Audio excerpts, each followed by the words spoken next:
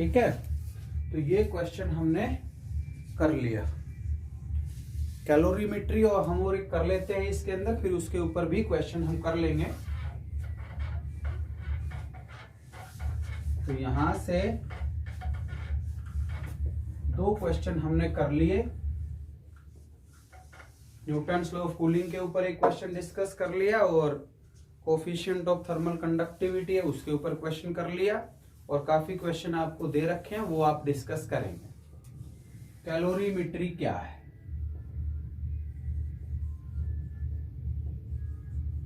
Calorimetry एक process है, वो प्रोसेस जिसके अंदर हम किसी भी सब्सटेंस की स्पेसिफिक हीट या लेटेंट हीट निकाल सकते हैं। ठीक है, कैलोरीमेट्री वो प्रोसेस है जिसके अंदर किसी भी सब्सटेंस की स्पेसिफिक हीट या लेटेंट हीट हम फाइंड आउट कर सकते हैं।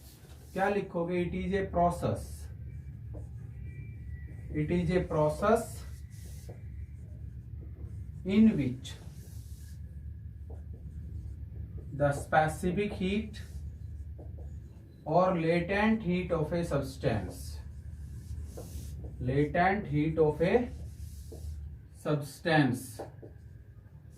can be measured।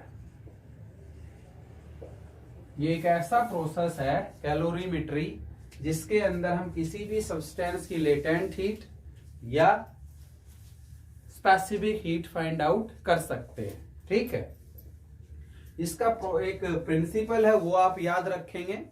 Principal of calorimetry की जो हीट लॉस होती है और जो हीट गेन होती है वो क्या होगी? बराबर। प्रिंसिपल ऑफ कैलोरीमेट्री आप याद रखेंगे। प्रिंसिपल ऑफ कैलोरीमेट्री क्या होगा? अमाउंट ऑफ हीट लॉस बराबर होगा अमाउंट ऑफ हीट गेन। ठीक है, एक सब्सटेंस लॉस करेगा और दूसरा क्या करेगा? हीट को गेन करेगा। और प्रिंसिपल ये है कि दोनों क्या होंगे? बराबर होंगे। हीट लॉस और हीट गेन दोनों क्या होंगे? बराबर होंगे। ठीक है, ये प्रिंसिपल हमें यूज करना है। अब इसके अंदर स्पेसिफिक हीट जो है वो हम मेजर कैसे करेंगे, तो उसके लिए हमें क्या क्या चाहिए वो समझो। कि इसके लिए क्या क्या चाहिए वो समझना। ये इसको एक बार नोट कर लेना आप वीडियो को पॉज करके, फिर आगे बढ़ते हैं। कि जैसे मान लीजिए कोई भी सब्सटेंस है, ये मेरे पास कोई भी सब्सटेंस है जिसकी स्पेसिफिक हीट है मुझे क्या करनी है? फाइंड आउट करनी है। ठीक है, तो इसके लिए क्या करेंगे? हम हायर टेम्परेचर के ऊपर इसको रखेंगे हम। कहां पे? हाई टेम्परेचर के ऊपर। उसके बाद एक कैलोरीमीटर लिया। कैलोरीमीटर क्या होता है? कॉपर का वेसल होता है। कॉपर क्या है? Good conductor of heat and electricity है। तो एक कॉपर का बर्तन लेते हैं, उसे ही हम कैलोरीमीटर बोलते हैं। ये कॉपर वेसल है, मतलब कॉपर का एक बर्तन, और इसके अंदर हमने पानी डाल दिया। लो टेम्परेचर के ऊपर है, इससे क्या है? लो टेम्परेचर पे है। इसका टेम्परेचर मान लेता हूं मैं T1 है इनिशियल, और इसका टेम्परेचर मान लेते हैं T2 है। कैपिटल से लिख लो। इसका टेम्परेचर T1 है और इसका टेम्परेचर क्या मान लिया? T2 मान लिया। ठीक है, याद ही रख लेना। फॉर्मूला ही वैसे कोई बड़ी बात नहीं है कि हम बार बार इसको लिखें, और लिखना चाहो तो लिख लेना। It consist A calorimeter means copper vessel, समझ गए? और जिस सब्सटेंस का हमें स्पेसिफिक हीट निकालनी है वो सब्सटेंस हम ले लेंगे यहां से। ठीक है, जो हायर टेम्परेचर के ऊपर लेना है, और साथ में एक स्टीरर लेना है। स्टीरर मतलब घुमाने के लिए। जैसे यहां पे नोट कर लो, टेम्परेचर है T1, higher temperature of substance, T2 lower temperature of water, ठीक है। और एक स्टीरर लिया, स्टीरर होती है कांच की रोड, ठीक है, कांच की रोड जिससे हम इसको हिलाते हैं। तो क्या करोगे, सब्सटेंस को इसमें डाल दो इसको, और फिर कांच की रोड से इसको हिला दो, तो एक मिक्सचर बनेगा ना। ये दोनों मिला करके क्या हो जाएगा, एक मिक्सचर आ जाएगा। अब एक बात बताओ, जब मान लो जैसे ये रोड है, गर्म है, और इसको ठंडे पानी के अंदर डालोगे तो रोड का टेम्परेचर क्या होगा, कम होगा। पानी का टेम्परेचर क्या होगा, ज्यादा होगा। तो मिक्सचर का टेम्परेचर क्या हो जाएगा, कॉमन टेम्परेचर मान लेंगे, T मान लू क्या, दोनों का कॉमन टेम्परेचर ऑफ मिक्सचर, ठीक है। और इसको ढक देंगे, लिड कहते हैं उसको, ढकने को क्या कहेंगे, लिड। समझ गए ना। तो यहां से आप क्या समझे कि जो बॉडी है ना, सब्सटेंस है, वो तो अपना टेम्परेचर लॉस करेगी, और जो पानी है वो अपना टेम्परेचर क्या, गेन करेगा, ठीक है। तो हीट लॉस होगी सब्सटेंस की, और हीट गेन होगा किसका, मिक्सचर का, मींस वाटर का, ये कह सकते हैं, ठीक है। तो ये दो चीजें हमें लिखनी, और दोनों को बराबर रखना है बस, और दोनों को हम क्या रख देंगे, फिर बराबर रख देंगे, कोई खास बात है ही नहीं। इसका मास भी मान लेता हूं m1 है, और इसका मास मान लेता हूं m2 है, ठीक है। तो m1 मान लिया मैंने क्या, मास ऑफ सब्सटेंस, और m2 मान लिया मास ऑफ वाटर, और W मान लिया वाटर इक्विवेलेंट, वाटर इक्विवेलेंट। अब वाटर इक्विवेलेंट क्या होता है वो समझो। वाटर इक्विवेलेंट मैं और लिख देता हूं यहां से, ठीक है। ये लिख लेना आप, जैसे अलग पेज पे लिख लेना, इसके बाद तो शायद हो सकता है पीछे पढ़ाया नहीं होगा, बट वाटर इक्विवेलेंट एक इंपॉर्टेंट चीज है, वो छोटी सी बात है। वाटर इक्विवेलेंट किसी भी सब्सटेंस के लिए हम डिफाइन करते हैं, और हो सकता है केमिस्ट्री में आपने पढ़ लिया हो। वाटर इक्विवेलेंट क्या है, mass of water which would absorb or evolve the same amount of heat as is done by the substance, उसे हम वाटर इक्विवेलेंट बोलते हैं, ठीक है ना। तो वाटर इक्विवेलेंट क्या है वो आप और समझ लो। वाटर इक्विवेलेंट क्या है, मास ऑफ वाटर। यहां पे हो सकता है रिफ्लेक्शन आ रहा होगा आपका, तो मैं थोड़ा सा नीचे लिख देता हूं। ये कोई भी बॉडी है, जैसे इसका मास m1 मानना है, टेम्परेचर मैंने T1 मानना है, हायर टेम्परेचर है, हालांकि मैंने यहाँ पे लिख दिया है, ठीक है। वहां पे थोड़ा सा रिफ्लेक्शन आ रहा है, आप मैंने देखा है। तो वाटर इक्विवेलेंट क्या है, mass of water which would mass of water which would absorb or evolve the same amount of heat as is done by the substance through the same range of temperature. Range temperature की क्या रखनी है, same रखनी है, वो उस substance का water equivalent होगा। तो water equivalent of a substance, water equivalent of a substance is defined as the mass of water which would absorb or evolve the same amount of heat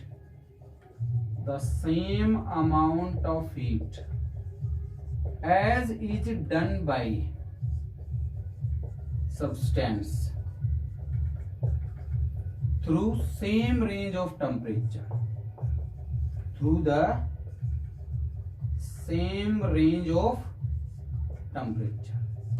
और formula होता है specific heat into mass. Water equivalent को हम W से लिखते हैं, और W का फॉर्मूला आपके पास आया स्पेसिफिक हीट इनटू मास, ये आप याद रखें, ठीक है। तो इसकी जो यूनिट है वो वही आ जाएगी जो थर्मल कैपेसिटी की थी। इसकी जो यूनिट लिखोगे ना आप वाटर इक्विवेलेंट की, तो क्या आ जाएगी, जूल पर केल्विन, तो SI सिस्टम में, ठीक है, और कैलोरी पर डिग्री सेल्सियस, ये आप CGS में तो खैर नहीं कहेंगे, प्रैक्टिकल यूनिट मान लेना, ठीक है, तो जूल पर केल्विन और कैलोरी पर डिग्री सेल्सियस। थर्मल कैपेसिटी की जो यूनिट थी वही यूनिट किसकी होगी, वाटर इक्विवेलेंट की होगी। तो वाटर इक्विवेलेंट भी आप यहां से ध्यान रख लेना, ठीक है, कि वाटर इक्विवेलेंट हमारा क्या होता है, क्योंकि इसकी जरूरत पड़ेगी मुझे यहाँ पे, इसकी यहाँ पे मेरे को क्या पड़ेगी जरूरत पड़ेगी। ठीक है, तो स्पेसिफिक हीट कितनी होती है पानी की, 1 होती है। तो टोटल मास कितना हो गया, W प्लस M2, कितना हो गया, W प्लस M2। ठीक है भाई, W उसका वाटर इक्विवेलेंट है, M2 क्या है, मास ऑफ वाटर है। तो टोटल कितना हो गया, इसकी स्पेसिफिक हीट कितनी होती है पानी की, 1 होती है। तो 1 को C से मल्टीप्लाई करूंगा। अब एक बात बताओ, 1 इंटू M क्या आएगा, M ही आएगा। तो इसलिए W प्लस क्या लिख दूंगा, M2। समझ गए। तो हीट लॉस कितनी हुई और हीट गेन कितनी हुई वो मुझे बता दो। तो हीट लॉस कितनी आएगी, देखो C स्पेसिफिक हीट सब्सटेंस की कितनी मान लेता हूं, C है specific heat of the substance, जो कि हमें क्या करनी है, फाइंड आउट करनी है, स्पेसिफिक हीट ऑफ सब्सटेंस। तो C इंटू मास कितना है, M2, और चेंज इन टेम्परेचर, पहले टेम्परेचर क्या था, T1, कॉमन कितना हो गया फिर T, तो क्या लिखोगे, T1 minus T, T1 minus T, ये है। ठीक है, और हीट गेन कितनी होगी, हीट गेन सुन लो, तो क्योंकि गेन तो कौन कर गया, पानी कर गया, तो पानी का वाटर इक्विवेलेंट तो कितना है, W, प्लस मास कितना है, और सॉरी यहां पे मास M1, क्योंकि मास ऑफ द सब्सटेंस कितना है, M1 है, तो CM1 लिखना। इसका मास कितना है, M2, और into change in temperature T minus कितना था, T2। समझ गए ना, इसमें लॉस हुआ था टेम्परेचर, इसमें क्या हो गया, गेन हो गया। तो ये हीट लॉस हो गई और ये हीट गेन हो गई। यहां पे दोनों को बराबर करके C की वैल्यू निकाल लेंगे। ठीक है, ये हमारा कैलोरीमेट्री होगा, यहाँ पे दोनों को बराबर पुट करके, क्योंकि प्रिंसिपल ऑफ कैलोरीमेट्री है अपना, क्या है principal of calorimetry, heat loss बराबर क्या है, हीट गेन। ठीक है, तो यहां से इसको मैं हटा रहा हूं, इसको आप लिख लेना यहां तक, इसको आप यहां तक लिख लेंगे। उसके बाद प्रिंसिपल ऑफ कैलोरीमेट्री आप लगा दो, principle of, according to principle of calorimetry. ठीक है, क्या आएगा, calorimetry, sorry calorimetry, heat loss बराबर होगी हीट गेन। तो इसका फॉर्मूला था C, मास है उसका M1, T1 minus T, W plus M2, T minus T2। यहां से C की वैल्यू निकालोगे, W plus M2, T minus T2 divided by, ये नीचे आ गया, M1 into T1 minus T। ये आपकी कैलकुलेशन हो। ठीक है, और ये है हमारा क्या, कैलोरीमेट्री। ये आप आई होप समझ गए होंगे। ठीक है ना, इसको आप नोट कर लेंगे। एक क्वेश्चन और मैं डिस्कस कर देता हूं।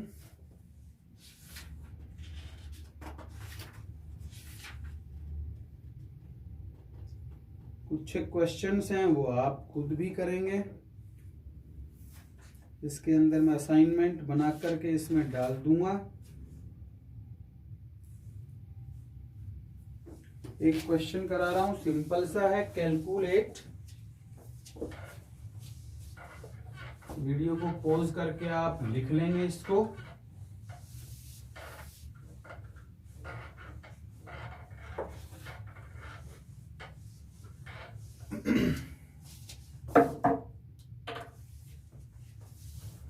Calculate the difference in temperature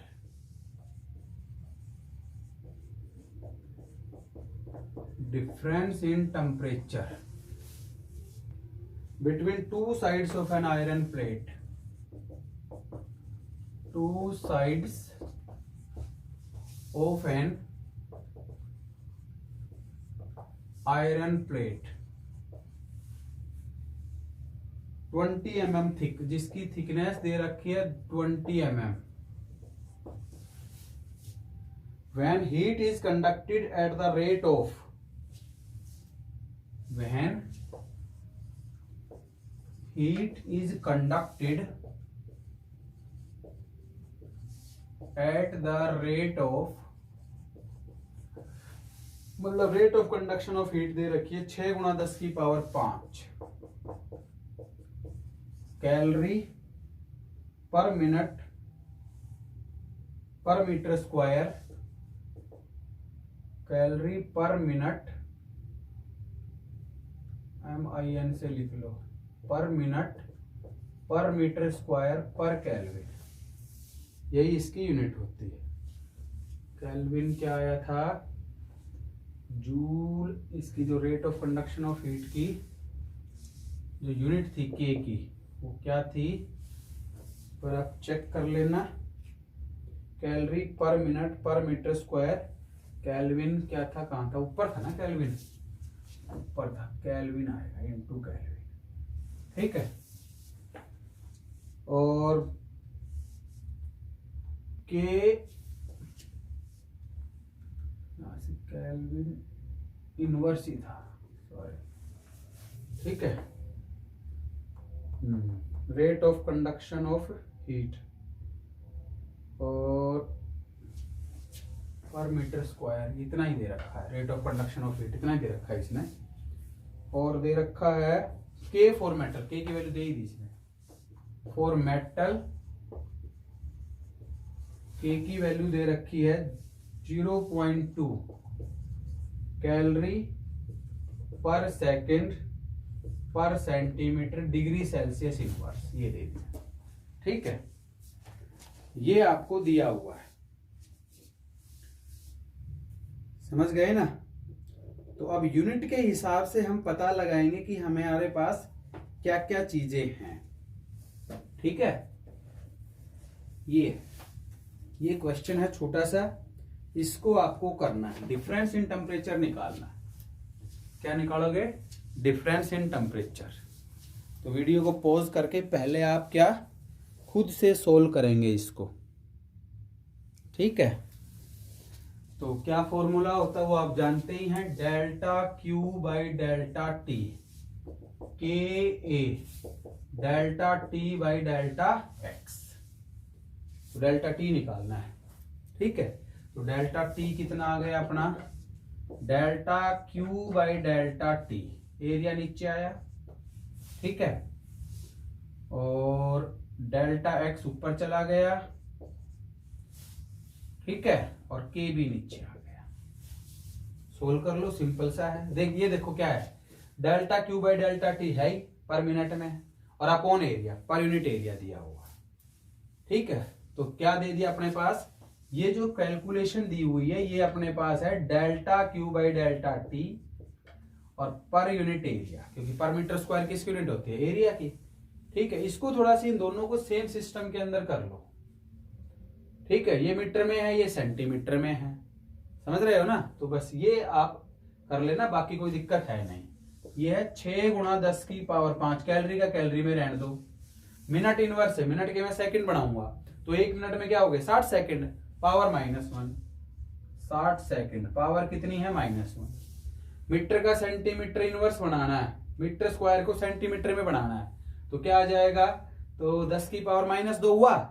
10 की पावर -2 तो 1 सेंटीमीटर में 10 की पावर -2 मीटर, तो 1 मीटर में क्या आ गया 10 की पावर 2 सेंटीमीटर. तो उसकी पावर -2 करोगे तो -4 सेंटीमीटर स्क्वायर आ जाएगा. तो 10 की पावर -4 ये आ गया. इसमें हो गया, ये सीजीएस सिस्टम के अंदर सारा आ गया. अब वैल्यू पुट कर लेंगे. और 20 mm जो है उसको भी किस में कर लो, 20 mm है तो सेंटीमीटर में कर लो. तो क्या आ जाएगी 2 सेंटीमीटर आ जाएगी, क्योंकि 10 mm का 1 सेंटीमीटर होता है. यहां से वैल्यू पुट करके देखो. अब 6 गुणा 10 की पावर 5 गुणा 10 की पावर 4, ये 60 की पावर -1 है, तो 60 कहां चला जाएगा नीचे. डेल्टा एक्स दिया हुआ है कितना है 2 और के की वैल्यू दी हुई है 0.2। बाकी सारा मैंने कर लिया डिग्री सेल्सियस के अंदर, ये आपके पास आंसर आ जाएगा। 6 से कट गया 10, डेसिमल हटाओगे ऊपर 10, काट दो, 2 से 2 गया, 10 की पावर यहाँ पे कितने थे, सॉरी -4 थी, तो 10 की पावर 1 बच गई। 10 डिग्री सेल्सियस आपका क्या आ गया आंसर। ठीक है, तो इस वीडियो के अंदर हमने जो कैलोरीमेट्री कर लिया और जो न्यूटन्स लॉ ऑफ कूलिंग है उसके ऊपर क्वेश्चन कर लिया, और rate of conduction of heat, thermal conductivity के ऊपर क्वेश्चन करें हम। ठीक है, ओके, थैंक यू। बाकी नेक्स्ट करें।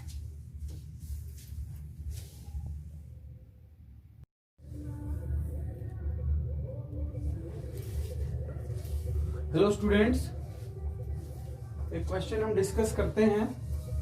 जैसे पीछे वाले वीडियो के अंदर हमने क्या न्यूटन्स लॉ ऑफ कूलिंग वो डिस्कस कर लिया था, और थर्मल कंडक्टिविटी और कोएफिशिएंट ऑफ थर्मल कंडक्टिविटी वो भी हमने पढ़ लिया था। स्पेसिफिक हीट, लेटेंट हीट ये हम डिस्कस कर चुके हैं। ठीक है, तो यहाँ पे एक मैंने क्वेश्चन लिया, न्यूमेरिकल लिखा है, the body cools in 7 minute from 60 degree Celsius से 40 डिग्री सेल्सियस। ठीक है, जैसे एक्सपेरिमेंट कर रहे थे न्यूटन्स लॉ ऑफ कूलिंग का, वहां से इस तरह से, और इसका टेम्परेचर कितना होगा आफ्टर नेक्स्ट 7 मिनट। जैसे 7-7 मिनट का इसने गैप ले लिया, और टेम्परेचर ऑफ सराउंडिंग दे रखा है अपने पास कितना 10 डिग्री सेल्सियस। ठीक है, तो पहले तो वीडियो को पॉज करके आप खुद से ट्राई करेंगे, उसके बाद वीडियो को देखेंगे कंटिन्यू, उसके बाद वीडियो को फर्दर आपको देखना है। तो यहां से अपने पास क्या क्या है वो देख लो। पहले तो पहला टेम्परेचर है T1 60 से क्या 40 चला गया, तो T1 हुआ 60 डिग्री सेल्सियस, T2 हुआ 40 degree Celsius. Temperature of surrounding दे रखा है T0, मान लेता हूं मैं इसको 10 डिग्री सेल्सियस। ठीक है, पहले का हमारा काम है लिख लो जो दे रखा है, और कितने टाइम में हुआ 7 मिनट में, तो ये यहां से लेकर के यहां तक 7 मिनट लगे इसको।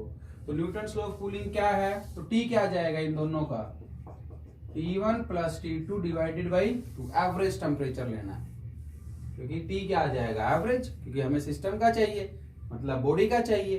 ठीक है ना, वो टेम्परेचर हमें चाहिए। तो कितना आएगा 60 प्लस 40 और डिवाइडेड बाई क्या हो गया 2, तो ये कितना आ गया 150 डिग्री सेल्सियस हो गया। क्या आ गया 50 डिग्री सेल्सियस। ठीक है, एवरेज टेम्परेचर आपने ले लिया। अब Newton's law of cooling use कर लो।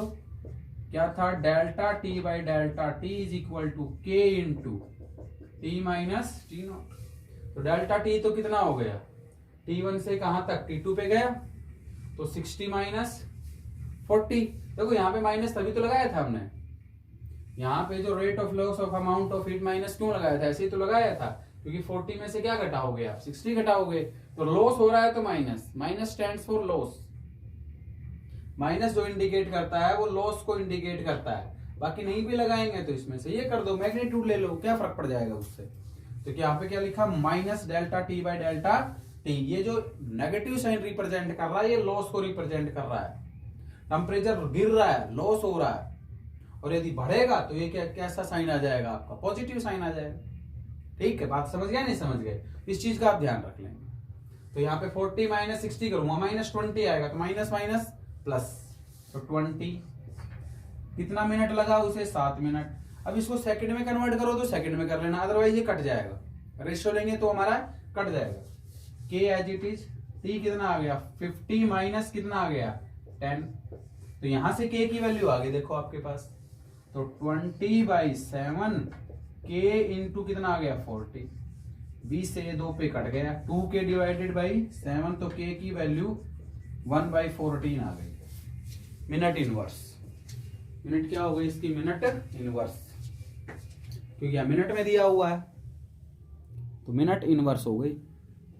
ठीक है, दूसरी चीज लगाओ, अब यहां से समझो, नेक्स्ट 7 मिनट में कहां से कहां टेम्परेचर गया, 40 से गिरा ना, इनिशियल टेम्परेचर अब कितना हो गया 40 हो गया।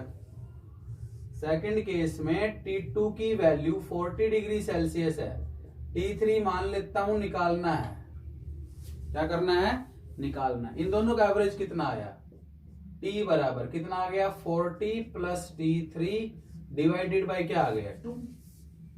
ठीक, अब इक्वेशन फिर से सोल्व कर दो। तो t3 माइनस 40 तो minus minus plus, t3 minus 40 divided by t। देखो 40 से t3 होने में कितना मिनट लग रहा है 7, तो यहां पे भी चेंज कितना आएगा 7।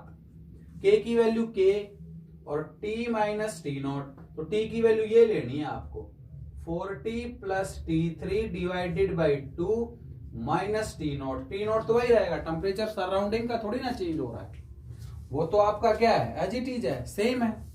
ठीक है, उसमें तो किंतु परंतु है ही नहीं, वो तो आपका क्या है एज इट इज है, यूं का यूं है। समझ गए ना।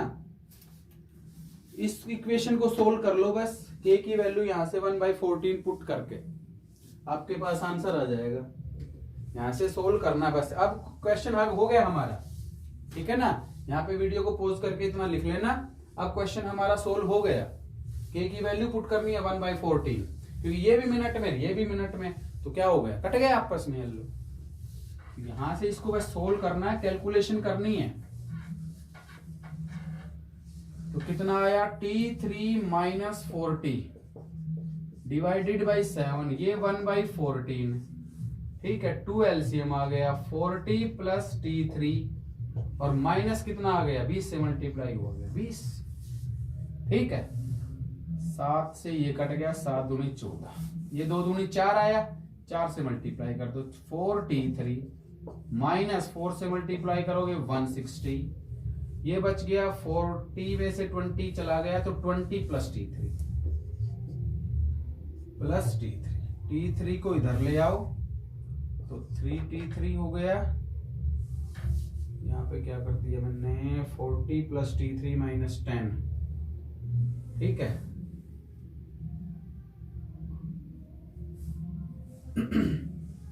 यहाँ पे 4t3 इसको लाएंगे तो ये इधर आएगा। यहाँ पे देखना एक बार कैलकुलेशन के अंदर कहाँ पे गड़बड़ करी हमने। ठीक है ना, यहाँ पे गड़बड़ हो गई, इसको लिखेंगे 40 माइनस t3, क्योंकि माइनस माइनस प्लस करना है ना, वहां पे गड़बड़ हो गई। 40 माइनस t3 और डिवाइडेड बाई क्या था t कितना हुआ 7 मिनट, तो 7 ये है, तो 7 से ये कट गया 14 के ऊपर 2 पे कटा। अब क्रॉस मल्टीप्लाई, ये आ गया 4 चौक 16 160 माइनस 4t3 और बराबर आ गया 40 में से 20 चला गया 20 प्लस t3 को उधर लिख के चले जाओ 160 माइनस 20 इधर आ गया और ये 4t3 उधर जाएगा 5t3, तो 5t3 बराबर 140 बच गया और t3 5 दूनी 10, ये 28 डिग्री सेल्सियस। इसको आप एक बार देख लेना, कैलकुलेशन में थोड़ी सी मिस्टेक हो गई थी, वो हम ठीक कर ले। तो ये हमारा है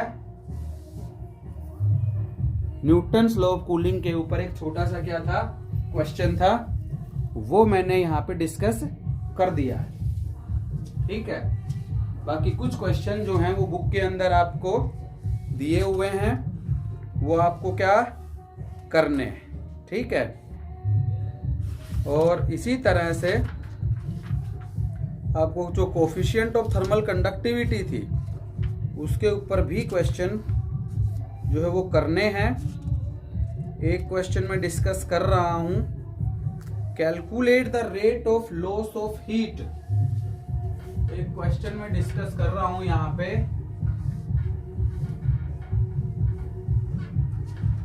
इसका भी, और फिर जो कैलोरीमेट्री है वो भी हम करेंगे। वो लगभग चैप्टर हमारा खत्म हो जाएगा फिर इसके बाद।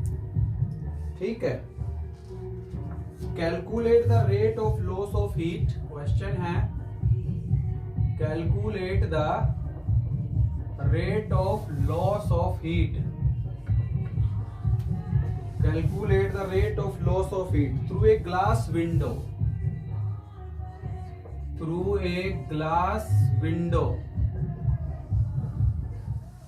a glass window of area 1000 centimeter square, area दे रखा है 1000 centimetre square and thickness 0.4 centimetre. Thickness है 0.4 centimetre. When temperature inside is, temperature दे रखा है, व्हेन टेम्परेचर इनसाइड इट वो है आपका 37 डिग्री सेल्सियस एंड आउटसाइड में है -5 डिग्री सेल्सियस। ठीक है, ये दिया हुआ है। ठीक है, और साथ में कोफिशिएंट ऑफ थर्मल कंडक्टिविटी दी हुई है, मींस के की वैल्यू, और के बराबर है आपके पास 2.2 और इंटू 10 की पावर -3 कैलोरी में है। कैलोरी पर सेकंड पर सेंटीमीटर केल्विन इनवर्स। ये हमने बताया था कि जो टेम्परेचर है वो चाहे आप जब चेंज करो तो डिग्री सेल्सियस इनवर्स में ले लो और या किसके अंदर ले लो, केल्विन इनवर्स के अंदर ले लो, उससे कोई फर्क जो है वो नहीं पड़ेगा। ठीक है, तो इससे हमें कोई फर्क पड़ना नहीं है। तो क्वेश्चन जो है वीडियो को पॉज करके आप पहले तो खुद करेंगे, बस सिस्टम का ध्यान रख लेना, एसआई सिस्टम में और सीजीएस सिस्टम के अंदर है। तो यहाँ से जो डिफरेंस ले ना, जो चाहे केल्विन इनवर्स में ले लो और चाहे डिग्री सेल्सियस इनवर्स में ले लो, उससे अपने को कोई फर्क पड़ने वाला है नहीं। समझ गए? तो यहां से क्या आएगा वो आप कर लो। तो क्या आ जाएगा, rate of loss of amount of heat निकालनी है। तो सॉल्यूशन करोगे क्या है, delta Q by delta T. Rate of loss of amount of heat है तो माइनस, क्योंकि माइनस का है। क्या फॉर्मूला था, के into delta T by delta x, ये था। समझ गए? और इंटू एरिया, इंटू क्या था, area, K A delta T by delta X. Rate of amount of loss of heat है। क्या है, rate of loss of amount of heat. अब सारी चीजें आप यहां से क्या कर दोगे, पुट कर दोगे। तो minus delta Q by delta T. आप समझ गए माइनस क्यों लगाया, क्योंकि जो माइनस साइन है वो लॉस को रिप्रेजेंट कर रहा है। माइनस साइन है वो लॉस को रिप्रेजेंट कर रहा है। अब सारी वैल्यूज सीजीएस सिस्टम के अंदर आप ले लेंगे, सारा का सारा। ये किसमें है, कैलोरी में, ये सेकंड में, तो कैलोरी पर सेकंड के अंदर आपके पास आंसर यहां से आ जाएगा। तो यहां से क्या लिखेंगे, के की वैल्यू पुट कर दी 2.2 इंटू 10 की पावर -3। एरिया की वैल्यू पुट कर दी 1000 और डेल्टा टी ये सुन लो -5 -37 कर लेंगे। -5 -37 कितना आएगा, -42 और माइनस इधर है तो माइनस माइनस प्लस, तो ये कितना हो गया 42। समझ गए ना, माइनस इधर था और माइनस उधर था, क्या हो गया, कैंसिल आउट हो गया। और डेल्टा एक्स जो थिकनेस है वो 0.4 और किस में आंसर आएगा, क्योंकि देखो केल्विन इनवर्स है, डिग्री सेल्सियस इनवर्स है, चेंज आएगा वो बराबर आएगा। यहाँ पे -5 में आप 273 जोड़ करके घटा दो, इसमें 273 जोड़ करके घटाएंगे तो फर्क थोड़े ना आ जाएगा, वो बात तो वो की वो रहेगी। इसको आप सोल्व कर लो, डेसिमल से डेसिमल हट गया। ठीक है, 2 से 2 दूनी 4, 11 दूनी 22, 2 से ये कट गया, 21 दूनी 42, तो 11 एकम 11, 11 दूनी 22, 22 और 1 23, 231 और 10 की पावर ये कट गई, 231 कैलोरी पर सेकंड। ये आपका आंसर आना चाहिए, बिल्कुल सही है। क्या है, 231 कैलोरी पर सेकंड। ठीक है, तो ये क्वेश्चन हमारा यहां से हुआ। इसको आप क्या कर लो, नोट कर लो। तो एक मैंने कौन सा ये कर दिया क्वेश्चन कि न्यूटन्स लॉ ऑफ कूलिंग के ऊपर, और एक आपका हो गया क्या, कंडक्टिविटी के ऊपर। ठीक है, 2 क्वेश्चन मैंने इसमें डिस्कस किए। कैलोरीमेट्री और कर लेते हैं, फिर उसके ऊपर क्वेश्चन हम करेंगे।